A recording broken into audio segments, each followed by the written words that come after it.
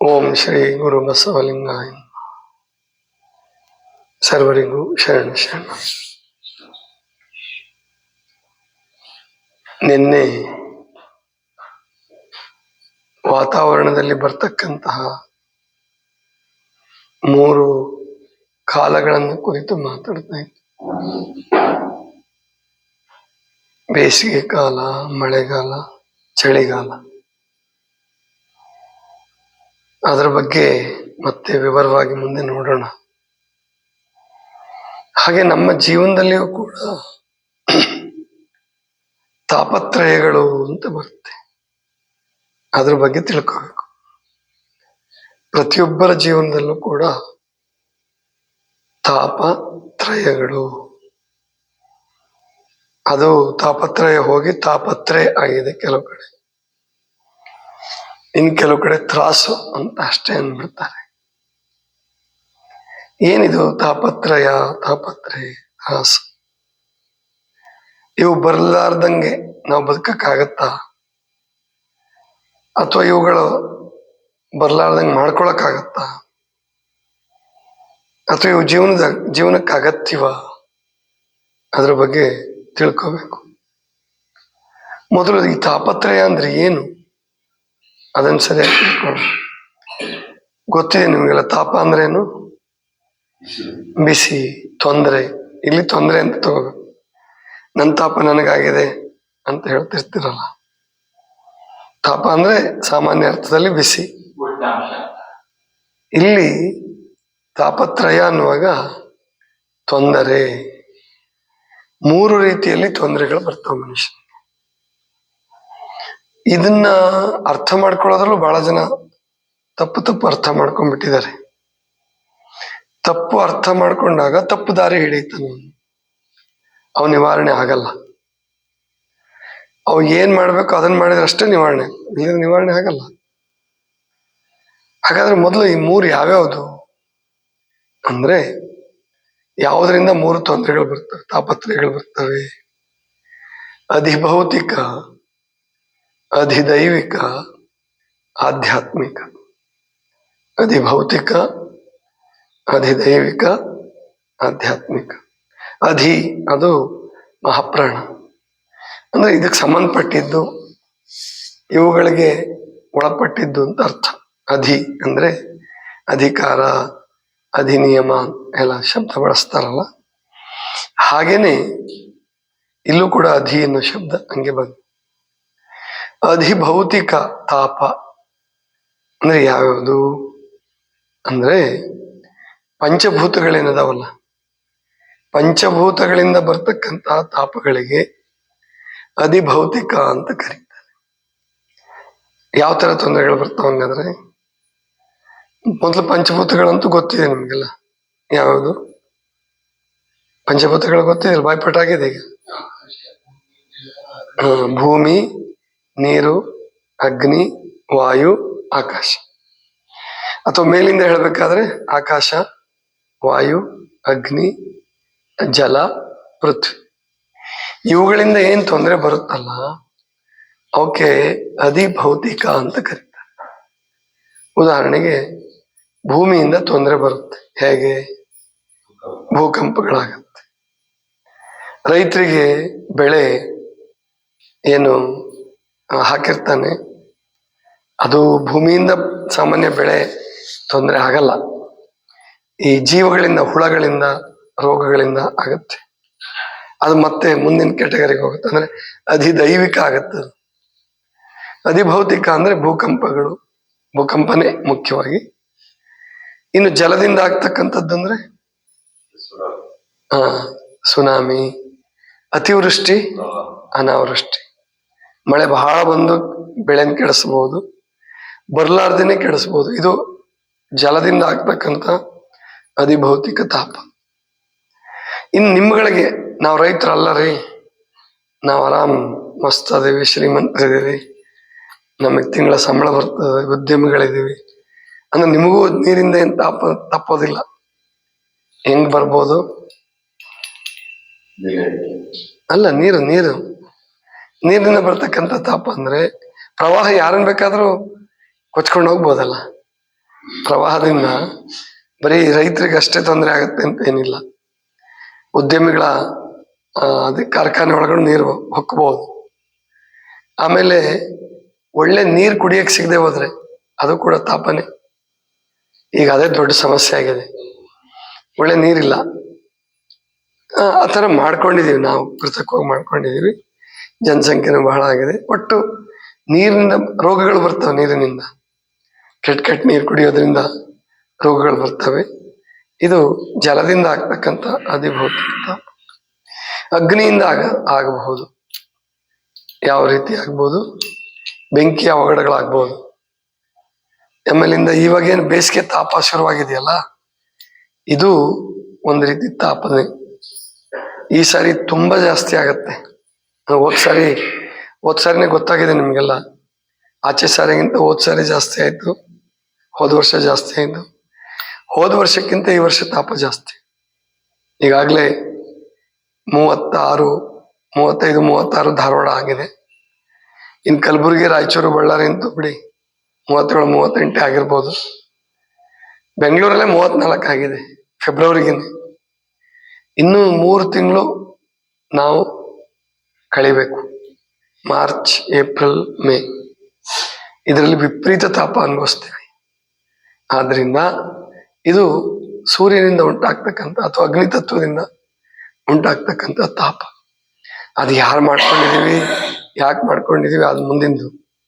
ಒಟ್ಟು ತಾಪ ಇದು ಬೆಂಕಿಯಿಂದ ಅಥವಾ ಅಗ್ನಿ ತತ್ವದಿಂದ, ಸೂರ್ಯನಿಂದ ಉಂಟಾಗ್ತಕ್ಕಂಥ ತಾಪ.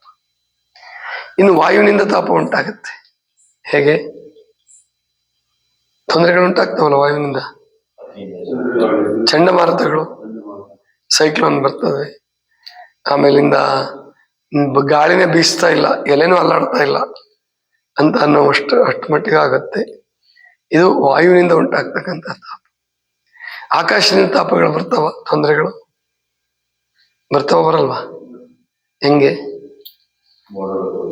ಅದು ಮೋಡಗಳು, ಅದು ಮಳೆ ಜಲತತ್ವಕ್ಕೆ ಹೊರಟೋಗುತ್ತೆ. ಈ ಸಿಡ್ಲು ಬಡಿತಕ್ಕಂಥದ್ದು, ಅದರಲ್ಲೂ ಜನ ಸಾಯ್ತಾರೆ, ಭಯ ಉಂಟಾಗುತ್ತೆ. ಭಯ ಉಂಟಾದ್ರೆ ಅದು ತಾಪನೇ ಅಲ್ಲ. ಉಲ್ಕಾಪಾತ ಆಗಬಹುದು, ಉಲ್ಕಾಪಾತಗಳು ಆಗಿ ತೊಂದರೆ ಉಂಟಾಗ್ಬೋದು ಆಕಾಶದಿಂದ. ಈ ರೀತಿ ಒಟ್ಟು ಈ ಪಂಚಭೂತಗಳಿಂದ ಉಂಟಾಗ್ತಕ್ಕಂಥ ತೊಂದರೆಗಳಿಗೆ ಏನಂತ ಕರೀತಾರೆ?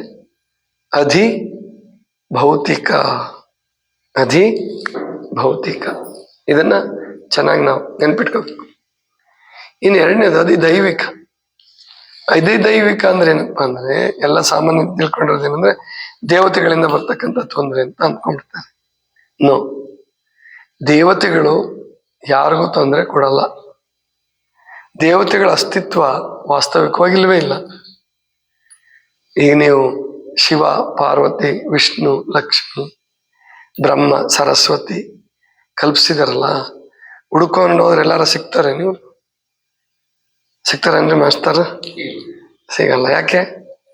ಅವ್ರು ಹುಟ್ಟಿರೋದು ನಿಮ್ಮ ತಲೆ ಒಳಗೆ. ಆಯ್ತಲ್ಲ, ನಿಮ್ ತಲೆ ಒಳಗೆ ಹುಟ್ಟಿದ್ದಾರೆ, ಗುಡಿ ಒಳಗೆ ಕೂತಿದ್ದಾರೆ, ಗುಡಿ ಒಳಗೆ ಇಟ್ಟಿದ್ದೀರ. ಆದ್ರಿಂದ ಇವ್ರು ಜೀವಂತವಾಗಿ, ಅಥವಾ ಈಗ ನಮಗೆ ಹೆಂಗೆ ಸಿದ್ದರಾಮಯ್ಯನವ್ರು ಭೇಟಿ ಆಗ್ತಾರೆ, ಮೋದಿ ಭೇಟಿ ಆಗ್ತಾರೆ, ಟ್ರಂಪ್ ಭೇಟಿ ಆಗ್ತಾರೆ, ಹಂಗೆ ಇವ್ರು ಭೇಟಿ ಆಗಂಗಿಲ್ಲ ಅವ್ರು. ಮತ್ ನಮಗೆ ಪ್ರತ್ಯಕ್ಷ ಆದ್ರು ಅಂತ ಕೆಲವ್ರು ಹೇಳ್ತಾರಲ್ರಿ, ಅದು ಕೂಡ ಮನಸ್ಸಿನ ಸೃಷ್ಟಿಯೇ ಹೊರತು, ಚಿತ್ತದ ಸೃಷ್ಟಿಯೇ ಹೊರತು ಅವರು ಅದು ವಾಸ್ತವಿಕವಾಗಿಲ್ಲ. ಅಂದ್ರೆ ಇವ್ರಿಗೆ ಈ ಆಬ್ಜೆಕ್ಟಿವ್ ರಿಯಾಲಿಟಿ ಇಲ್ಲ ಇವ್ರಿಗೆ, ಗೊತ್ತಾಯ್ತಲ್ಲ? ಬರೀ ಸಬ್ಜೆಕ್ಟಿವ್ ರಿಯಾಲಿಟಿ ಅಷ್ಟೇ. ವಾಸ್ತವಿಕವಾಗಿ ನಿಮಗೆ ಸಿಕ್ಕಲ್ಲ. ಇವರು ವಿಷಯದಿಂದ ಸಿಗ್ತಾರೆ, ಪುರಾಣಗಳಲ್ಲಿ, ಪುಸ್ತಕಗಳಲ್ಲಿ, ಎಲ್ಲರಲ್ಲೂ ಸಿಗ್ಬೋದು. ಇವರು ತೊಂದರೆ ಕೊಡಲ್ಲ. ಯಾಕಂದ್ರೆ ತೊಂದರೆ ಕೊಡೋಕೆ ಯಾರಿಗೆ ತೊಂದರೆ ಕೊಡ್ಲಿಕ್ಕೆ ಸಾಧ್ಯ? ಯಾರು ಇರ್ತಾರೋ ಅವ್ರಿಗೆ. ನೀವು ಕಲ್ಪಿಸ್ಕೊಂಡಂತವ್ರು ಎಲ್ಲಿ ತೊಂದರೆ ಕೊಡ್ತಾರೆ? ಆದ್ರೆ ಇಡೀ ಭಾರತ ದೇಶ ಒದ್ದಾಡ್ತಿರೋದು ಈ ತ್ರಿಮೂರ್ತಿಗಳಲ್ಲಿ ಮತ್ತು 33 ಕೋಟಿ ದೇವತೆಗಳಲ್ಲಿ ಸಿಕ್ಕಾಕೊಂಡು ಒದ್ದಾಡ್ತಾ ಇದೆ. ಈ ಪ್ರಯಾಗರಾಜ್ಗೂ ಹೋಗಿ ಸಾಯೋದು, ಒದ್ದಾಡಿಸೋದು, ಹಿಂಸೆ ಪಟ್ಕೊಳ್ಳೋದು, ಕೈಕಾಲು ಮುರ್ಕೊಳ್ಳೋದು ಆಗ್ತಿದೆಯಲ್ಲ, ಇದು ಇಂತಹ ದೇವತೆಗಳನ್ನ ನಂಬಿಯೇ ಆಗ್ತಾ ಇರ್ತಕ್ಕಂಥದ್ದು. ಇವ್ರಿಗೆ ವಾಸ್ತವಿಕವಾಗಿ ಅಸ್ತಿತ್ವ ಇಲ್ಲ. ಹಾಗಾದ್ರೆ ಅಧಿದೈವಿಕ ತಾಪ ಅಂದ್ರೆ ಏನು?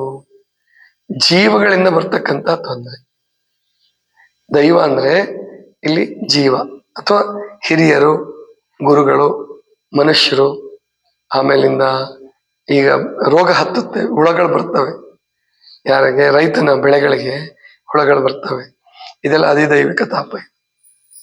ನಿಮಗೆ ಗಂಡನಿಂದ ಹೆಂಡತಿಗೆ, ಹೆಂಡತಿಯಿಂದ ಗಂಡನಿಗೆ, ಸ್ನೇಹಿತನಿಂದ ಸ್ನೇಹಿತನಿಗೆ, ರಾಜಕಾರಣಿಗಳಿಂದ ಪ್ರಜೆಗಳಿಗೆ, ಪ್ರಜೆಗಳ ಜಗಳ, ಹೊಡೆದಾಟ, ಬಡದಾಟ, ಇವೆಲ್ಲ ಏನದಾವಲ್ಲ, ಈ ತಾಪಗಳೇನು ಅಧಿದೈವಿಕ ತಾಪ ಅಂತ ಕರೀತಾರೆ. ಮತ್ತೆ ಹಂಗಂದ್ರೆ ಈ ನವಗ್ರಹ ಅದು ಇದು ಅಂತಾರಲ್ರಿ, ಅದು ತುಂಬಾ ಕಡಿಮೆ ಪರಿಣಾಮ. ನವಗ್ರಹಗಳ ಪರಿಣಾಮ ಏನಿದೆ ಆಗದೇ ಇಲ್ಲ ಅಂತ ನಾನು ಹೇಳಲ್ಲ, ಆಗಬಹುದು. ಆದ್ರೆ ನೀವು ಧೀರರಾದ್ರೆ, ದಿಟ್ಟರಾದ್ರೆ, ಧೈರ್ಯವಂತರಾದ್ರೆ ಇವು ಕೊಡ್ತಕ್ಕಂಥ ತೊಂದರೆ ಏನೂ ಅಲ್ಲ. ಮತ್ತು ನಿಮ್ಮ ನಿಯಮಗಳನ್ನು ಸರಿಯಾಗಿ ಪಾಲಿಸಿದ್ರೆ, ನಿಮ್ಮ ಆರೋಗ್ಯ ಚೆನ್ನಾಗಿಟ್ಕೊಂಡ್ರೆ ನವಗ್ರಹ ದೋಷ ಅನ್ನೋದೇ ಇರಲ್ಲ. ಆದ್ರಿಂದ ಈ ಅಧಿದೈವಿಕ ತಾಪ ಅಂದ್ರೆ ಈ ತರ ಮನುಷ್ಯರಿಂದ ಬರ್ತಕ್ಕಂಥದ್ದು. ಊರಲ್ಲಿ ಪಡ್ಡೆ ಹುಡುಗರಿಂದ, ಪೋಲಿ ಹುಡುಗರಿಂದ, ಅಥವಾ ದರ್ಪದಿಂದ ಇರ್ತಕ್ಕಂಥ ಅಹಂಕಾರಿಗಳಾದ ಹಿರಿಯರಿಂದ, ಇವೆಲ್ಲ ಅಧಿದೈವಿಕ ತಾಪಗಳಿವು. ಇವು ಬಹಳ ಜನರಿಗೆ ಗೊತ್ತೇ ಆಗಲ್ಲ. ಇವನ್ನ ಹೇಗೆ ತಪ್ಪಿಸ್ಕೋಬೇಕು ನಾವು ಅಂದ್ರೆ, ಯಾರ ಜೊತೆ ಹೆಂಗ್ ನಡ್ಕೋಬೇಕು ಹಂಗ್ ನಡ್ಕೊಂಡ್ಬಿಟ್ರೆ ಸಮಸ್ಯೆ ಇಲ್ಲ. ವಿಘ್ನೇಶ್ವರನ್ ಪೂಜೆ ಅಂತಾರಲ್ಲ, ವಿಘ್ನೇಶ್ವರನ್ ಪೂಜೆ ಮಾಡೋದಂದ್ರೆ ನೀವು ಬರೇ ಇನ್ನು 21ನೇ ಶತಮಾನದಾಗೂ ಅದೇ ಸೊಂಡಿ ಗಣಪನ್ ತಂದು ಅವನ್ ಮತ್ ಮುಳುಗ್ಸಿ, ಆ ನೀರ್ ಕೆಡಿಸಿ, ನಿಮ್ ದುಡ್ಡು ಹಾಳು ಮಾಡ್ಕೊಂಡು ಪಟಾಕಿ ಹೊಡೆದು ಪರಿಸರ ಹಾಳು ಮಾಡ್ಕೊಂತಿದ್ದೀರ. ಇದರಿಂದ ನಿಮ್ ತಾಪ ಏನು ಕಡಿಮೆ ಆಗಲ್ಲ. ಹಾಗಾದ್ರೆ ವಿಘ್ನೇಶ್ವರನಿಂದ ತಾಪ ಯಾರಿಗೆ ಆಗ್ಬೋದು? ನಿಮ್ಮ ವಿಘ್ನೇಶ್ವರಗಳಿರ್ತಾವಲ್ಲ. ಈಗ ಶಾಲೆಗೆ ವಿಘ್ನೇಶ್ವರ ಯಾರು? Head master. ಈಗ ನಮ್ಮ ಮಾಸ್ತರ್ ಬಂದಾರ ಜಳಕಿ, ನಮ್ಮ ಶ್ರೋತೃ ಬಂದಿದ್ದಾರೆ, ನಿಸರ್ಗ ಜ್ಞಾನ ಶ್ರೋತೃ ಬಹುಮಾನ ತಗೊಂಡಿದ್ದಾರೆ, ಲಕ್ಷ್ಮಣ ಜಳಕಿ ಅಂತ. ಈಗ ಇವ್ರು ಹೆಡ್ ಮಾಸ್ತರ್ನ ನಾವ್ ಹೆಂಗ್ ಪ್ರೀತಿಯಿಂದ ಕಾಣಬೇಕು ಹಂಗ್ ಕಂಡುಬಿಟ್ರೆ ವಿಘ್ನ ಬರಲ್ಲ. ಅಥವಾ BO ಅವ್ರ ಗಣಪತಿ, DDPI ಗಣಪತಿ, ಶಿಕ್ಷಣ ಸಚಿವ ಗಣಪತಿ, ಕಡೆಗೆ ಮುಖ್ಯಮಂತ್ರಿ ಗಣಪತಿ. ಅವ್ರನ್ನ ನಾವು ಚೆನ್ನಾಗಿ ಕಾಣ್ಲಾರ್ದೆ, ಅವ್ರನ್ನ ಹೊಲಿಸ್ಕೊಳ್ಳಾರ್ದೇನೆ ನೀವು ಗಣಪತಿ ಪೂಜೆ ಇನ್ನೂ 1000 ವರ್ಷ ಮಾಡ್ರಿ, ನಿಮ್ ವಿಘ್ನಗಳೇನು ತಪ್ಪಲ್ಲ. ಗೊತ್ತಾಯ್ತಲ್ವ? ಇದು ದೈವದ ವಿಷಯ ಸರಿಯಾಗಿ ಅರ್ಥ ಮಾಡ್ಕೋಬೇಕು. ವಿಘ್ನೇಶ್ವರ ಮುಖಂಡ, ನಾಯಕ, ಕ್ಯಾಪ್ಟನ್, ಇವರು ವಿಘ್ನೇಶ್ವರ್. ಅರ್ಥ ಆಯ್ತಲ್ವ? ಗ್ರಾಮ ಪಂಚಾಯತಿ ಸದಸ್ಯ ಇದ್ದಾನೆ, ಅವನ್ ನಿಷ್ಠೂರ ಮಾಡ್ಕೊಂಡು ನೀವು ಪ್ರಯಾಗರಾಜಕ್ಕೆ ಹೋದ್ರೇನು, ಎಲ್ಲಿ ಹೋದ್ರೇನು ತಾಪ ತಪ್ಪೋದಿಲ್ಲ. ಯಾಕೆ? ಇಲ್ಲಿ ತೊಂದರೆ ಕೊಡ್ತಿರ್ತಾನೆ ನೀವು ಪ್ರಯಾಗರಾಜಕ್ಕೂ ಉತ್ತರ ಹುಡುಕಿದ್ರೆ ಅಲ್ಲಿರೋ ದೇವ್ರು ಹೇಳ್ತಾನೆ, ಅಲ್ಲೇ ಇದೆಯಲ್ಲ ನಿನ್ ಮನೇಲೆ, ನಿಮ್ ಊರಾಗೆ ಇದೆ ಉತ್ತರ, ಇಲ್ಲಿಗೆ ಬಂದಿಯಲ್ಲ ಅಂತ ಅವ್ನು ನಗ್ತಾನ. ಗೊತ್ತಾಯ್ತಲ್ವಾ? ಇದು ಅಧಿದೈವಿಕ ತಾಪ. ಆಧ್ಯಾತ್ಮಿಕ ತಾಪ ಅಂದ್ರೆ ಏನ್ ಗೊತ್ತಾ? ಅಧಿ ಪ್ಲಸ್ ಆತ್ಮ, ಆಧ್ಯಾತ್ಮಿಕ. ನಿಮ್ಮಿಂದ ನೀವೇ ತೊಂದರೆ ಮಾಡ್ಕೊಳ್ತಕ್ಕಂಥದ್ದು. ನಮ್ಮಿಂದ ನಾವೇ ತೊಂದರೆ ಮಾಡ್ಕೊಳ್ತೀವಲ್ಲ, ಇದಕ್ಕೇನಂತ ಕರೀತಾರೆ? ಆಧ್ಯಾತ್ಮಿಕ ತಾಪ. ಉದಾಹರಣೆಗೆ ಏನು ಉದಾಹರಣೆ ಕೊಡ್ಬೋದು? ಗೊತ್ತಿಲ್ಲ. ದುಶ್ಚಟಗಳು, ಆಲಸ್ಯ, ಆಮೇಲೆ ಅತಿ ಕೋಪ, ಕಾಮುಕತೆ, ಇದರಿಂದ ನಾವು ರೋಗ ಅಂತ ಅನ್ಕೊಳ್ತೀವಿ. ಇದೇ ಆಧ್ಯಾತ್ಮಿಕ ತಾಪ. ಇವುಗಳನ್ನ ಅರ್ಥ ಮಾಡ್ಕೊಂಡು ನಾವು ನಿವಾರಣೆ ನಾವೇ ಮಾಡ್ಕೋಬಹುದು. ಈಗ ನನ್ನ ದುಶ್ಚಟ ನಾನೇ ಬಿಡ್ಬೇಕು. ನೋಡಿಬೇಕಾದ್ರೆ ದುಶ್ಚಟದವ್ರಿಗೆ ಭಕ್ತಿ ಬಹಳ ಇರ್ತದ್ರಿ. ಕುಡುಕರಿಗೆ ಪ್ರಯಾಗರಾಜಕ್ಕಾರ ಹೋಗ್ತಾರೆ, ಪಾಕಿಸ್ತಾನಕ್ಕಾರ ಹೋಗ್ತಾರೆ, ಅಮೆರಿಕಕ್ಕೂ ಸಾಲ ಮಾಡಿ ಜಮೀನ್ ಮಾರಿ ಬೇಕಾದ್ ಮಾಡ್ತಾರೆ. ಆದ್ರೆ ಅಲ್ಲೇನ್ ದೇವ್ರು ಒಲಿಯಲ್ಲ ಅವ್ರಿಗೆ.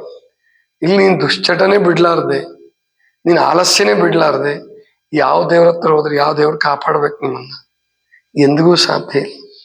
ಗೊತ್ತಾಯ್ತಲ್ವಾ? ಇಲ್ಲೇ ನಮಗೆ ತೊಂದರೆ ಆಗ್ತಿದ್ರೆ, ನಾನು ದುಃಖಿಯಾಗಿದ್ರೆ, ಈ ಮೂರರಲ್ಲಿ ಯಾವ್ದ್ರಿಂದ ನನಗೆ ತಾಪ ಬಂದಿದೆ ಹುಡ್ಕಾಡ್ಬೇಕು. ಏನ್ ಅಧಿಭೌತಿಕವೋ, ಅಧಿದೈವಿಕವೋ, ಆಧ್ಯಾತ್ಮಿಕವೋ ಅಂತ ಹುಡ್ಕಾಡಿದ್ರೆ ಈ ಮೂರಲ್ಲೂ ಉತ್ತರ ಸಿಗುತ್ತೆ. ನೀವು ಸಮಸ್ಯೆ ಉಂಟಾಗಿರೋದು ಒಂದ್ ಕಡೆ, ಹುಡ್ಕಾಡ್ತಿರೋದು ಇನ್ನೊಂದ್ ಕಡೆ. ಅದಕ್ಕೆ ಆಧ್ಯಾತ್ಮ ಕ್ಷೇತ್ರದಲ್ಲಿ ಒಂದು ತಮಾಷೆ ಮಾಡ್ತಾರೆ. ಅವಳ ಅಜ್ಜಿ ಹಿಂಗೆ ಸೂಜಿ ಕಳ್ಕೊಂಡಿದ್ಲಂತ. ಸೂಜಿ ಕಳ್ಕೊಂಡ್ಲು. ಬೆಳಗ್ಗೆ 5-5:15 ಗಂಟೆಯಲ್ಲಿ ಅಲ್ಲಿ ಬಸ್ ಸ್ಟ್ಯಾಂಡ್ ಹತ್ರ ಹುಡುಕಾಡ್ತಾ ಇದ್ಲು. ಸರ್ಕಲಲ್ಲಿ, ಬಸ್ ಸ್ಟ್ಯಾಂಡಲ್ಲಿ ಯಾರೋ ಸ್ವಾಮಿಗಳು ಹಿಂಗೆ ಬಂದು, ಏನಜ್ಜಿ ಏನು ಹುಡುಕಾಡ್ತಾ ಇದೀಯಾ? ಸೂಜಿ ಬೇಡ ಬಿಡಿ, ಏನೋ ಮೂಗಿನತ್ತೋ ಕಿವಿ ಓಲೆನೋ ಏನೋ ಬಿದ್ದೋಗಿತ್ತು. ಇಲ್ಲ ಯಪ್ಪ, ಮತ್ ನಂದು ಕಿವಿ ಓಲೆ ಕಳೆದೋಗಿದೆ. ಯಾಕೆ ಇಲ್ಲಿ ಯಾಕೆ ಎಲ್ಲಿ ಕಳ್ಕೊಂಡಿದ್ಯಾ? ಮನೇಲಿ. ಮತ್ತೆ ಇಲ್ಲಿ ಯಾಕೆ ಹುಡುಕಾಡ್ತಿದ್ಯಾ? ಅಲ್ಲಿ ಬೆಳಕಿರ್ಲಿಲ್ಲ, ಅಲ್ಲಿ ಲೈಟ್ ಇಲ್ಲ ನಮ್ಮ ಮನೆಗೆ. ಇಲ್ಲಿ ದೊಡ್ಡ ದೊಡ್ಡ ಮರ್ಕ್ಯೂರಿ ಲೈಟ್ ಹಾಕ್ಯಾರಲ್ಲ, ಅದಕ್ಕೆ ಇಲ್ಲಿ ಹುಡುಕಾಡ್ತಾ ಇದೀನಿ. ಎಷ್ಟು ವರ್ಷ ಹುಡುಕಾಡಿ ಸಿಗ್ಬೋದು ಹೇಳಿ? ಎಷ್ಟು ವರ್ಷ ಹುಡುಕಾಡಿ ಸಿಗ್ಬೋದು? ಮರ್ಕ್ಯೂರಿ ಲೈಟ್ ಅಲ್ಲ, ನೀವು 1000 ಕ್ಯಾಂಡಲ್ ಬಲ್ಪ್ ಹಾಕಿದ್ರು ಕಳ್ಕೊಂಡಿರೋದು ಅಲ್ಲಿ. ನೀವು ಹುಡುಕಾಡ್ತಿರೋದಿಲ್ಲ. ಈ ಕುಂಭಮೇಳದವ್ರ ಕಥೆ ಹಿಂಗೆ ಆಗ್ತಾ ಇರೋದು. ಇನ್ನು ಇಷ್ಟು ಕುಂಭಮೇಳ ಅಲ್ಲ, ಇನ್ನು ವರ್ಷಕ್ಕೊಂದು ಕುಂಭಮೇಳ ಮಾಡ್ಕೊಂಡು ನೀವು ಹೋಗಿ ಬರ್ರಿ. ಇನ್ನೂ ದುಡ್ಡು ನುಕ್ಸಾನ್ ಮಾಡ್ಕೊಂತೀರಿ, ಆರೋಗ್ಯ ಕಳ್ಕೊಂತೀರಿ, ಜೀವನ ಕಳ್ಕೊಂತೀರಿ. ಕೊನೆಗೆ ಯಾರಾದ್ರೂ ಒಬ್ಬೊಬ್ರು. ಆದ್ರೆ ನಿಮಗೆ ಸತ್ಯ ಸಾಕ್ಷಾತ್ಕಾರ ಸಾಧ್ಯವೇ ಇಲ್ಲ. ಈ 3 ವಿಷಯ ವಿಚಾರ ಮಾಡ್ರಿ, ಸರಿಯಾಗಿ ತಿಳ್ಕೊಳ್ಳಿ, ಹುಡುಕಾಡ್ರಿ, ಸಿಗುತ್ತೆ. ಇಲ್ಲದೆ ಇಷ್ಟೇ, ನಿಮ್ಮ ಜೀವನ ಇದರಲ್ಲೇ ಹೊರಟೋಗ್ಬಿಡುತ್ತೆ. ಇದಿಷ್ಟು ಇವತ್ತಿನ ಚಿಂತನ. ಸರ್ವರಿಗೂ ಶರಣ ಶರಣ.